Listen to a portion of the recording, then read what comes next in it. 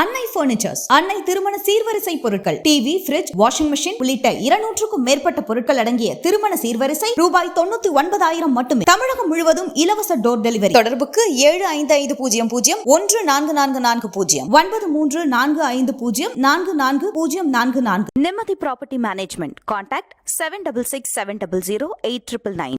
நிபந்தனையற்ற ஆதரவுங்கிறது இப்போ திமுகவுக்கு கொடுப்போங்கிறத சொன்னது மட்டும் கிடையாது. சொல்லப்போனால் 2019 இடைத்தேர்தலில் அதிமுக ஆதரித்ததும் 2021 தேர்தலில் அதிமுகவுக்கு பாமக கூட்டணி சென்று எந்தவித பேரமும் பேசாமல் கொடுத்த சீட்டை வாங்கிக்கிட்டு கொடுத்த தொகுதிகளை ஏற்றுக்கிட்டு அதிமுகவுக்கு பாமக ஆதரவாக இருந்ததுக்கு காரணமே இடஒதுக்கீட்டுக்கு அவர்கள் உதவியாக இருக்கிறார்கள் அப்படிங்கிற காரணத்தினால இதுதான் சொன்னீங்க. விக்கிரவாண்டி இடைத்தேர்தலில் 15% இடஒதுக்கீடு தருவேன்னு யார் சொன்னது? ஸ்டாலின் சொன்னார். தருமபுரியில் போய் போன மீட்டிங்கில் 15% மன்னியர்கள் இடஒதுக்கீடு வாங்கி தரணும்னு யார் சொன்னது? உதயநிதி ஸ்டாலின் சொன்னது. நீங்கள் சொன்னதை நீங்கள் செய்யுங்கன்னு கேட்குறோம். நீங்கள் சொன்னதை நீங்க செய்ய மாட்டீங்க. நீங்க யாருக்குமே எதுவுமே செய்யல. கிழக்க ஒதுக்கிற சூரியன் மேற்க உதிச்சாலும் வன்னியர்களுக்கான நியாயமான இடஒதுக்கீடு கொடுப்பது உங்க மனசே கிடையாது அப்படிங்கிறத நேரடியாக சவாலா சொல்றோம். விஜய் சொன்ன கன்வே பண்ண ஸ்டேட்மெண்ட் என்னன்னா, அம்பேத்கருக்கு ஒரு புக்கு விடுறோம், அதை உன் கட்சியோட துணை பொதுச் செயலாளர் தான் எழுதி வெளியிடுறாரு. ஆனா நீ இந்த நிகழ்ச்சிக்கு இல்லை, உனக்கு வெக்கமா இல்லையா? இன்னொருத்தரோட பிரஷர்ல நீ போய் ஒரு இடத்துல உட்காந்துருக்கியே அப்படின்னு அவங்களை தாக்குறதா. அவங்க கட்சியில் இருக்க ஆராசாவுக்கு நம்ம கிட்ட தான் மத்திய அமைச்சர் கொடுத்தாங்க.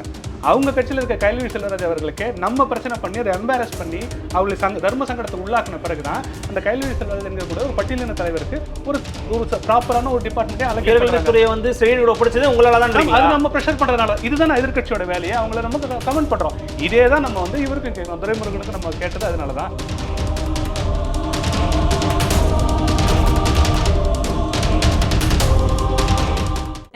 Realty's Nature's Enclave, Coastal Heaven theme-based resort villa plots, ECR. மாதம் 10,000 வரை assured rental income. Lifetime free stay at resort. 30க்கும் மேற்பட்ட வசதிகளுடன். Call 9962888888. ஃபோர்த் எஸ்டேட் தமிழ் நேயர்களுக்கு வணக்கம். இது உங்கள் ஃபோர்த் எஸ்டேட் தமிழ் வழங்கும் பெருதினும் பெருதுகள் நிகழ்ச்சி. இன்று நம்மளோட சிறப்பு விருந்தினர் அணிந்திருக்கிறார் பாட்டாளி மக்கள் கட்சியிலிருந்து செய்தி தொடர்பாளர் மரியாதைக்குரிய திரு சூர்யா அவர்கள். வணக்கம். வணக்கம். எப்படி இருக்கீங்க? நல்லா இருக்கேன். 15% வன்னிய சமூக மக்களுக்கு இடஒதுக்கீடு, அதாவது உள் ஒதுக்கீடு நீங்கள் கொடுத்துட்டீங்கன்னா நிபந்தனையற்ற ஆதரவை திமுகவுக்கு, சீட்டெல்லாம் வேண்டாம், நிபந்தனையற்ற ஒரு ஆதரவை நாங்கள் வந்து கொடுக்குறோன்னு மரியாதைக்குரிய டாக்டர் அன்புமணி ராமதாஸ் வந்து ஒரு கூட்டத்தில் ரொம்ப ஆக்ரோஷமாக வந்து பேசினாங்க. என்ன திடீர்னு நிபந்தனையற்ற ஆதரவு திமுக கொடுப்போன்னு அளவுக்கு பேசியிருக்கீங்க? என்ன நிபந்தனையற்ற ஆதரவுங்கிறது இப்போ திமுகவுக்கு கொடுப்போங்கிறத சொன்னது மட்டும் கிடையாது. சொல்லப்போனால் 2019 இடைத்தேர்தலில் அதிமுக ஆதரித்ததும் 2021 தேர்தலில் அதிமுகவுக்கு பாமக கூட்டணி சென்று எந்தவித பேரமும் பேசாமல் கொடுத்த சீட்டை வாங்கிக்கிட்டு கொடுத்த தொகுதிகளை ஏற்றுக்கிட்டு அதிமுகவுக்கு பாமக ஆதரவாக இருந்ததுக்கு காரணமே இடஒதுக்கீட்டுக்கு அவர்கள் உதவியாக இருக்கிறார்கள் அப்படிங்கிற காரணத்தினால தான். அப்போது ஒரு கட்சி வந்து விசிக மாதிரியான கட்சிகள் தன்னோட தனிப்பட்ட நலனுக்காக ஒரு ஒட்டுமொத்த மக்களோட பல லட்சம் மக்களோட வாக்குகளை கொண்டு ஒரு கட்சிக்கு காலில் அடமானம் வைக்கிறதுக்கு பதிலாக பல லட்சம் மக்களோட உரிமைகளுக்காக அந்த மக்களோட வாக்குகளை பயன்படுத்துறது அப்படிங்கிறது ஒரு அரசியல் கட்சியோட கூட்டணி தர்மமே. அந்த அடிப்படையில் பாமக ஏற்கனவே அதிமுகவுக்கு நம்ம ஆதரவு கொடுத்ததே கிட்டத்தட்ட நிபந்தனையற்ற ஆதரவு தான் அப்போ கொடுத்தது. இந்த இடஒதுக்கீடு கொடுக்கணுங்கிறத அவங்களை ஆதரவு கொடுத்தோம். இல்லை, ஆனால் பல கோரிக்கை வச்சிருந்தீங்க, மதுவிலக்கு கோரிக்கை கொண்டு வந்திருந்தோம். ஆனால் எல்லாத்தையும் தாண்டி இடங்கள், இத்தனை இடங்கள் வேணும் நம்ம பிடிவாதமாக அடம் பிடிச்சி கேட்கல. இந்தந்த தொகுதிகள் தான் எங்களுக்கு வேணுங்கிறத நம்ம கேட்கல. ஐயா அவருக்கு சொன்னது அந்த நேரத்தில் என்னன்னா, அப்போ வந்து இவரை முதல்வரை சந்திச்ச பாமக கௌரவ தலைவர் கோகா மணி அவர்களிடம் மருத்துவர் ஐயா பேசினது என்னன்னா, மணி வெத்து பேப்பரில் கூட நான் கையெழுத்து போடுறேன், எங்கள் மக்களுக்கான அந்த பாவப்பட்ட மக்களுக்கான இடஒதுக்கீட்டை மட்டும் கொடுத்துட சொல்லுங்க அப்படிங்கிற ஐயாவோட ஸ்டேட்மெண்ட். ஐயா சொன்னது அதுதான். அந்த இடஒதுக்கீட்டுக்காக கிட்டத்தட்ட ஏற்கனவே அதிமுக கொடுத்த நிபந்தனையற்ற ஆதரவு தான். இப்போ திமுகவுக்கு ஏன் இந்த சவால் வைக்கிறோம்னா, எதை செஞ்சாலும் திமுக செய்ய மாட்டாங்க எங்களுக்கு தெளிவாக தெரியும். அதனால தான் நாங்கள் கேட்குறோம் திமுகவை, முடிஞ்சால் செஞ்சு காட்டு சவால் விடுறோம். நீங்கள் இதே 15% அன்புமணி அவர்கள் சொன்னது கிடையாது. விக்கிரவாண்டி இடைத்தேர்தலையும் விழுப்புரம் மாநாட்டிலையும் காஞ்சிபுரம் மாநாட்டிலையும் ஏன் அதிமுக வந்து சட்டமன்றத்தில் 10.5% இடஒதுக்கீட்டை நிறைவேற்றின அடுத்த செகண்டு ஸ்டாலின் அவர்கள் என்ன சொன்னார் பொதுக்கூட்டத்தில்? அவங்க சட்டம் போட்டுருக்கலாம், நம்ம தான் நடைமுறைப்படுத்த போகிறோம்னு சொன்னார். நீங்கள் தான் சொன்னீங்க. விக்கிரவாண்டி இடைத்தேர்தலில் 15% இடஒதுக்கீடு தருவேன்னு யார் சொன்னது? ஸ்டாலின் சொன்னார்.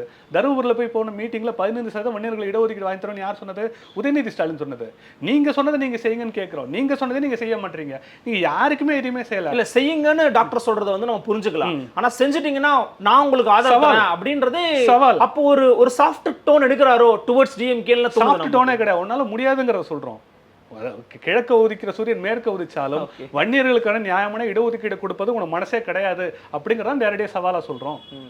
ஏன்னா இப்போ திமுக கூட்டணியில விடுதலை சிறுத்தைகள் கட்சி வந்து ஏதோ ஒரு பிணக்குல கொஞ்சம் ரொம்ப இருக்கிறாங்க.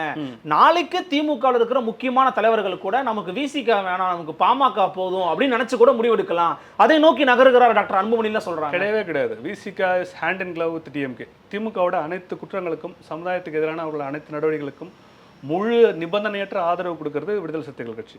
எக்காரணம் கொண்டு அவங்க திமுக தாண்டி போகவே மாட்டாங்க. ஏன்னா தனிச்சு போனால் 1% ஓட்டு கூட விசிகாவுக்கு கிடையாது. விசிகாவுக்கே நல்லா தெரியும். விசிகாங்கிறது ஒரு பிம்பம். திமுக வந்து பட்டியலின மக்களை ஏமாற்றுவதற்காக, நான் உங்களுக்கு ஆதரவாக இருக்கேங்கிறத காட்டுறதுக்காக அவர்கள் காட்டக்கூடிய ஒரு பொம்மை, ஒரு மரப்பாச்சி பொம்மை தான் விசிகா, திருமாவளவன் அவர்கள் அப்படிங்கிறது.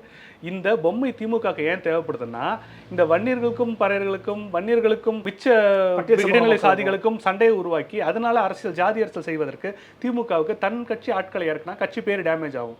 அப்போ அந்த வன்முறை செய்யறதுக்கு அவங்களுக்கு ஒரு ஆள் தேவைப்படுது. அதுக்கான ஒரு கொடுக்க ஒரு ஏவல் ஆள் தான் வந்து அவங்களுக்கு வந்து விசிகாவும் திருமாவளவனும். அந்த செட்டப் காம்பினேஷன் 2 பேருக்கு நல்லா வேலை செய்யுது. திருமாவளவன் சொந்தமாக 1% ஓட்டு கூட வாங்க முடியாது. ஆனால் திருமாவளவன் பேரை வச்சுட்டு வீடு விட காசு கொடுத்து இவங்களே ஓட்டை வாங்கிப்பாங்க. ஆனால் அந்த காட்டுறதுக்கு ஒரு முகம் வேணும்ல, அந்த பிரச்சனையை படுறதுக்கும் அந்த சர்ச்சை பேச்சுக்களை பேசுறதுக்கும் ஒரு ஆள் வேணும்ல. அதுக்கு தான் இவர் ஒரு ஆள். ஏன்னா அப்போது திமுகவில் இருக்கக்கூடிய பிற இடைநிலை சாதிகள், வன்னியர்களோ முக்குளத்தோரோ வெவ்வேறு சாதியினர் வந்து என்ன இவர் இப்படி பேசுறாருங்கும் போது நம்ம கட்சிக்காரர் பேசல, இன்னொரு கட்சிக்காரர் தானே பேசுறாருன்னு அவரை கன்வின்ஸ் பண்ணுறதுக்காக அந்த ஒரு வன்முறையை மட்டும் அவுட் சோர்ஸ் பண்ணதுக்கு தான் திருமாவளவனோட வேலை. நீங்க அந்த மாதிரி சொல்றீங்க, அது கட்சி இன்னைக்கு கூட அதிமுகவோ அல்லது நேற்று கட்சி துவங்கி இருக்கக்கூடிய விஜய் அவர்களோ கூட விடுதலை சிறுத்தைகளை தான் வந்து அழைக்கிறாங்க. ஹி ஹாஸ் a டிமாண்ட்ன்றது கிரவுண்ட் லெவல்ல தெரியுது இல்ல. நீங்க சொல்ற மாதிரி ஒரு வன்முறை முகமாக அவரை பார்த்திருந்தாங்கன்னா யாரும் அழைக்க வேண்டிய கட்டாயமே இல்லையே, ஒரு ஆஃபர் வர வேண்டிய கட்டாயமே இல்லையே. அவருக்கு ஓப்பனால ஆஃபர் வருது. அப்பனா அவர் வந்து ஒரு தலைவரா முகிழ்த்து இருக்கிறாரு தானே பொருள். இத திருமாவளவனை வந்து புகழ்ந்து பேசுறது வந்து ஒரு ஆஃபரா நினைக்கிறதுங்கிறது வந்து ரொம்ப ஒரு சிறுபிள்ளைத்தனமான ஒரு திங்கிங். ஏன்னா அந்த மீட்டிங்ல யாருமே திருமாவளவனை புகழவில்லை. விஜய் சொன்னார்ல, அவர் இன்னொரு இடத்துல இருக்கலாம், ஒரு அழுத்தத்தின் காரணம் வராம, அவர் மனசுலாம் இங்க தாங்க இருக்குன்றாரு. அது மனசுலாம் இங்கதான் இருக்குங்கிறது என்னன்னா, அது அடிச்சுட்டா அழாத கண்ணுன்னு தொடச்சு விடுறது. அடி என்ன தெரியுமா, அவர் வந்து அம்பேத்கருங்கிற ஒரு பட்டியலின சமூகத்தோட மிகப்பெரிய பிரம்மாண்டமான ஒரு புரட்சியாளரோட புத்தகத்தை உன் கட்சியோட துணை பொதுச்செயலாளர் வெளியிடுறாரு. இதுக்கு கூட வர முடியாத திராணி இல்லாத ஆளா நீ இருக்கிறதா குத்தி காட்டுறாரு. சாதாரண பார்க்குற பொதுமக்களோ அல்ல திருமாவளவனோட அனுதாபிகளோ வந்து ஆஹா நம்ம அண்ணனோட மனசு இங்கே தான் இருக்குன்னு இவர் சொல்லிட்டாருன்னு அவங்க வேணா நினச்சிக்கலாம். அரசியலை பார்க்கக்கூடிய கொஞ்சமாவது பொது அறிவு இருக்கக்கூடிய காமன் சென்ஸ் புத்தின்னு இருக்கக்கூடிய யார் பார்த்தாலும் அவங்க சொன்ன பாயிண்ட், விஜய் சொன்ன கன்வே பண்ண ஸ்டேட்மெண்ட் என்னன்னா, அம்பேத்கருக்கு ஒரு புக்கு விடுறோம், அதை உன் கட்சியோட துணை பொதுச் செயலாளர் தான் எழுதி வெளியிடுறாரு. ஆனால் நீ இந்த நிகழ்ச்சிக்கு இல்லை, உனக்கு வெக்கமா இல்லையா, இன்னொருத்தரோட ப்ரெஷரில் நீ போய் ஒரு இடத்துல உட்காந்துருக்கியே அப்படின்னு அவங்களை தாக்குறது. அந்த தாக்குறது எதுக்குன்னா, திருமாவளவன் எப்படியாவது திருத்தி கன்வின்ஸ் பண்ணி தான் பக்கம் கொண்டு வந்துடணும் அப்படிங்கிறதுக்காக இல்லை. திருமாவளவன் எப்படி வந்து பட்டியலின மக்களுக்கு துரோகம் செய்கிறார் என்பதை பட்டியலின மக்களுக்கு வெளிச்சம் போட்டு காட்டணுங்கிறதால திருமாவளவன் அவங்க வந்து பேசுறாங்க. இது உங்க பாயிண்ட் ஆஃப் வியூவா இருக்கு, ரியாலிட்டி தான். யோசிச்சு பாருங்க. அப்போ திருமாவளவன் இவங்க கன்வின்ஸ் பண்ணணும்னா எத்தனை முறை திருமாவளவன் விஜய் நேரில் போய் பார்த்திருக்காரு, சால்ல போட்டிருக்காரு, கட்டி பிடிச்சிருக்காரு, எங்க தலைவர் அவர் எத்தனை சொல்லியிருக்காரு, மனமுகமா இருக்கலாம். ஆனா என்ன வெளிப்படை அப்படி சொன்னா திருமாவளவர்களால் வர முடியவில்லை, ஆனால் அவர் இங்கே தான் இருக்கிறாருங்கிறதோட முடிச்சிருக்கலாம். அம்பேத்கருக்கு புக் எழுதுறோம், உங்க துணை பொதுச்செயலாளர் தான் வெளியிடுறாரு, நீங்க கூட்டணி அழுத்தத்தின் காரணமாக உங்களால வர முடியலன்ற வார்த்தையை விஜய் ஏன் சொல்லணும்? சூழ்நிலை கைதியாக இருக்கிறார் டாக்டர் திருமாவளவன் கூட சொல்லியிருக்கலாம். சூழ்நிலை கைதி வந்து அப்ப அடிமையா இருக்கிறாருன்னு அர்த்தமா? சூழ்நிலை கைதிக்கு அடிமைக்கு என்ன வித்தியாசம்? அப்ப நீ அடிமையா இருக்குன்னு ஒரு தலைவரை சொன்னா அந்த தலைவரை புகழ்றதா பாராட்டுறதா? திருமாவளவன் கட்சிக்காரங்க எதிர்த்துட்டாங்க. கூத்தாடி நீங்க இப்படி பேசலாமா, எங்க தலைவரை பத்தி இப்படி பேசலாம், கட்சிக்காரங்க எதிர்த்துட்டாங்க. அந்த கூத்தாடிக்கு தான் அவங்க கொடை பிடிச்சிட்டு இருக்காங்க. உதயநிதி கூத்தாடி இல்லையா? உதயநிதி நடிகர் இல்லையா? இல்லை நடிகர் இல்லைன்னு முடிவு பண்ணியிருப்பாங்க அவங்க. அவரும் நடிக்க தெரியாதுங்கிறனால நடிகர் முடிவு பண்ணிட்டாங்கன்னு நினைக்கிறேன். சினிமாவில் அவரும் மொத்தம் கட்டியிருக்காருல, அப்போ அவரும் நடிகர் தானே. ஸ்டாலின் கூட தான் வந்து டிவி சீரியலாக நடிச்சார் சன் டிவியில், அதெல்லாம் பார்த்துருக்கோம் நம்ம. கிரிஞ்சாக இருந்துச்சு. கலைஞர் அவர்கள் வந்து கதைவசனம் எழுதிட்டு இருந்தார். அவருன்னா மருத்துவரா, ஆசிரியரா, ஆராய்ச்சியாளரா, சமூக சேவகரா, எப்படி கலைஞர் உள்ள எல்லாம் இவங்க அண்ணாலேருந்து இவங்களோட மொத்த திமுகவோட வரலாறு, எம்ஜிஆர் பிரிஞ்சு போகிற வரைக்கும் எல்லாமே சினிமாக்காரர்கள் தானே. விஜய் மட்டும் என்ன கூத்தாடி ஆகிட்டார். அந்த ஆத்திரத்தில் உண்மையிலே திருமாவளவனை விஜய் வந்து உண்மையிலே பாராட்டி இருந்தால் திமுகவினர் ஏன் கோவப்படணும்? நான் சொன்னது இப்போ உண்மையாயிடுச்சா? விசிகவினர் ஏன் கோவப்படணும்? விஜய் அவர்கள் திருமாவளவனை உண்மையிலே புகழ்ந்து ஒரு மரியாதையாக ட்ரீட் பண்ணியிருந்தாருன்னா விசிகவினர் ஏன் விஜய் உழுந்து கிடைக்கணும்? இல்லை நீங்க இன்னொரு, ஏன்னா விஜய் என்ன பண்ணினார்னா திருமாவளவனை தெளிவாக சட்டையராக அட்டாக் பண்ணுவாங்கல்ல. நீங்கள் வரணும்னு உனக்கு ஆசை இருக்கலாம், ஆனால் இங்கே வர்றது அளவுக்கு கூட உன்னை விடமாட்டுறானுங்க, உன்னை அங்கே ப்ரெஷர் பண்ணுறானுங்க, உன்னை மிரட்டுறானுங்க. அவங்களுக்கு சூழ்நிலை கைதியாக கொத்தடிமையாக நீ அங்கே இருக்க, உனக்குன்னு ஒரு லீடர்ஷிப் இல்லையான்னு கேள்வி கேட்குறாரு. இதுதான் அதோட ஸ்டேட்மெண்ட்டே அதுதான். இல்ல குறிப்பா டாக்டர் அன்புமணி இன்னொரு இடத்துல வந்து திமுக வம்புக்கு இழுக்கிற மாதிரி இன்னொரு வார்த்தையும் வந்து சொன்னாரு. துணை முதலமைச்சர் பதவியை துரைமுருகனுக்கு வந்து கொடுத்துருக்கணும், ஒரு மூத்த அமைச்சர் அவர் அப்படின்னு சொல்றாரு. இதை குறித்து அமைச்சர் துரைமுருகன் கேட்கும்போது எப்பா விட்டுருங்க அப்படின்னு வணக்கம் சொல்லிட்டு போறாரு. அவங்க உட்கட்சி பிரச்சனை, அவங்க உட்கட்சியில யாருக்கு வேணா கொடுப்பாங்க, அதை ஏன் நீங்க வந்து போய் கொஸ்டின் பண்றீங்க? ஏன் கொஸ்டின் பண்றோம்னா, திமுக என்கிற இயக்கம் வந்து நீதி கட்சியோட நீட்சியாக 100 ஆண்டுகளுக்கு மேல இருக்கக்கூடிய இந்த கட்சியில சத்தியவாணி முத்து போன்ற ஒரு புகழ்பெற்ற வலிமை வாய்ந்த தலித் தலைவர்களுக்கு பிறகு சமீப காலங்களில் தலித் மக்களுக்கு அங்கே இடமே கிடையாது. அப்படி இருந்த இடத்துல பாட்டாளி மக்கள் கட்சி, பின்னால் உருவான பாட்டாளி மக்கள் கட்சி, அவங்க மத்திய அமைச்சராக முதல் 2 மத்திய அமைச்சர் பதவிகளை தலித் ஏழுமலை அவர்களுக்கும் தலித் பொன்னுசாமி அவர்களுக்கும் கொடுத்து 2 தலித் எம்பிக்களை மத்திய அமைச்சர்களாக பாமக ஆக்குனதோட விளைவாக ஒரு அழுத்தத்தின் காரணமாக தான் ராசாவே அதுக்கு பிறகு திமுகவால் மத்திய அமைச்சராக ஆக்கப்பட்டார். இது நாள் வரைக்கும் பட்டியலின மக்களுக்கு அந்த திமுகவோட அமைச்சரவையில் இருக்கையிலே ஒதுக்கப்பட்ட டிபார்ட்மெண்ட்டில் கடைசியில் எந்த பிரயோஜனமும் இல்லாத கடைசி டிபார்ட்மெண்ட்டெல்லாம் தான் வந்து பட்டியலின தலைவர்களுக்கு ஒதுக்குவாங்க. கயல்விழி செல்வராஜ் அவர்களுக்கு என்ன கொடுத்துருந்தாங்க? ஆதி திராவிட நலத்துறை தான் கொடுத்துருந்தாங்க. இதை பற்றி மருத்துவர் ஐயாவும் அன்புமணி அவர்களும் அறிக்கை கொடுத்துருந்தாங்க. கேபினட் ஷஃபிள் நெக்ஸ்ட் டைம் பண்ணும்போது பட்டியலின தலைவர்களுக்கு ஒரு மரியாதை உள்ள, நல்ல அர்த்தம் உள்ள, ஒரு வெயிட்டான மினிஸ்ட்ரிஸ் அவங்க எல்லாமே நல்ல துறை தானே சார். இல்ல என்ன சார் பாகுபாடு, துறை என்ன சார் வேறுபாடு? அப்படின்னா போலீஸ் துறை யாருக்காவது கொடுங்க, உள்துறை யாருக்காவது கொடுங்க, பிடபிள்யூடி துறைமுறை யாருக்காவது கொடுங்க, ஹைவேஸை வேற யாருக்காவது கொடுங்க, வருவாய்த்துறை கேகேஎஸ் யார்ட்டையா கொடுங்க, புதுசாக வந்து ஒரு அமைச்சர் கொடுங்க. என் கயல்விழி செல்வராஜ் வந்து போலீஸ் அமைச்சராக போடுங்களேன். எல்லா துறையும் ஒன்று தானே. எப்போ பார்த்தாலும் பட்டியலின அமைச்சர்களை பிடிச்சி கடைசியில் வந்து கோஆப்டெக்ஸ் மாதிரியான கைத்தறி பட்டனஸ், கூட்டுறவு சங்கம், ஆதி திராவிட நலத்துறை, இந்த மாதிரி கடைசியில் ஒதுக்கப்பட்ட வருமானம் இல்லாத, அதிகாரம் இல்லாத துறைகளை பார்த்து ஒதுக்குறீங்கிறத பாமக கேள்வி கேட்குது. அறிக்கையாக வந்துச்சு. அறிக்கையாக வந்த பிறகு கேபினெட் ஷஃபிள் பண்ணும்போது கயல்விழி செல்வராஜ் அவர்களை வந்து ஹியூமன் ரிசோர்ஸ் ஹெச்ஆர்டியில் போடுறாங்க. மனிதவள மேம்பாட்டுத்துறை உட்பட அவங்களுக்கு வருது. இப்போ நம்ம கேள்வி கேட்டு தான் அவங்க ஒருத்தருக்கு நியாயமாக அவங்க கட்சியில் இருக்க ராசாவுக்கு நம்ம கிட்ட தான் மத்திய அமைச்சர் கொடுத்தாங்க. அவங்க கட்சியில் இருக்க கயல்விழி செல்வராஜ் அவர்களுக்கு நம்ம பிரச்சனை பண்ணி அதை எம்பாரஸ் பண்ணி அவங்களை தர்ம சங்கடத்துக்கு உள்ளாக்கின பிறகு தான் அந்த கயல்விழி செல்வராஜ் என்கிற கூட ஒரு பட்டியலின தலைவருக்கு ஒரு ப்ராப்பரான ஒரு டிபார்ட்மெண்ட்டே அலகேட் வந்து செயலோட ஒப்படைச்சது உங்களால தான். அது நம்ம ப்ரெஷர் பண்றதுனால இதுதான் எதிர்கட்சியோட வேலையை. அவங்கள நம்ம கமெண்ட் பண்றோம். இதே தான் நம்ம வந்து இவருக்கும் கேட்கணும், துரைமுருகனுக்கு நம்ம கேட்டது அதனால தான். இப்போ உதயநிதியை விட ஏற்கனவே சீனியர், அதாவது கம்பேரிட்டிவாக ஒரு வேலை இருந்திருந்தாங்கன்னா அவர் ஒரு 40 வயது அனுபவம் உள்ளவர், உதயநிதி ஒரு 38 வயது அனுபவம் உள்ளவர், 35 வயது அனுபவம் உள்ளவர், வருட அனுபவம் உள்ளவர் அப்படின்னு ஒரு கம்பேரிட்டிவாக இருந்ததுன்னா ஓகே. நேற்று தான் வந்தார், எம்எல்ஏ ஆனார், டேரக்டாக மினிஸ்டர் ஆனார், டேரக்டாக துணை அமைச்சர் ஆகுங்க. நம்ம ஒரு கேள்வி கேட்குறோம், நீங்கள் எல்லாருக்கும் நீங்கள் அட்வைஸ் பண்ணுறீங்களா? சமூக நீதியை ஊர் ஃபுல்லாக காப்பாற்றுறோங்கிறாங்க. நீங்கள் முரசொலி அறக்கட்டளைக்கு யாரை நீங்கள் போடுறீங்க வாரிசா? உங்க பையன் தான் போடுறாங்க.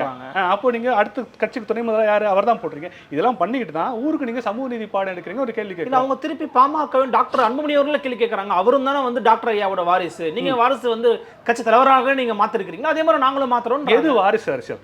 கருணாநிதி முதலமைச்சர், அவரோட மகன் அப்பவே துணை முதலமைச்சர், சென்னையோட மேயர் ஸ்டாலின் முதல்வர் ஆன உடனே அவரோட பையன் துணை முதலமைச்சர், கருணாநிதியோட இன்னொரு மகள் கனிமொழி வந்து எம்பி, இன்னொரு மகன் அழகிரி வந்து மத்திய எம்பி ப்ளஸ் உரத்துறை அமைச்சர், அவரோட அக்கா பையன் வந்து ஒரு மத்திய அமைச்சர், அக்கா பையனோட பையன் வந்து இன்னொரு மத்திய அமைச்சர், மொத்த குடும்பமாகவே ஒரு இடத்த ஆக்குபை பண்ணிட்டு இருக்கீங்களா நீங்கள் குடும்ப அரசியலா?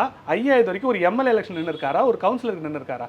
எந்த அரசு அதிகார பதவிகளும் இல்லாத ஒருத்தரோட புள்ள ஒரு பதவியில் இருக்கிறத நீங்கள் ஒரு கேள்வியை கேட்குறீங்க. இந்த கட்சியோட தலைவராக மருத்துவர் அன்புமணி அவர்கள் வர்றதுக்கு முன்னாடியே அவர் கிட்டத்தட்ட 30 ஆண்டுகள் வந்து சமுதாய பணிகள் செய்திருக்காரு. பசுமை தாயத்தோட தலைவராக பல ஆண்டுகள் வேலை செய்திருக்காரு. ஒரு மருத்துவம் படித்த டாக்டர், தென்னார்காடு மாவட்டத்தில் டிஸ்ட்ரிக்ட் ரேங்கர், அவர் டாப் ரேங்கர்.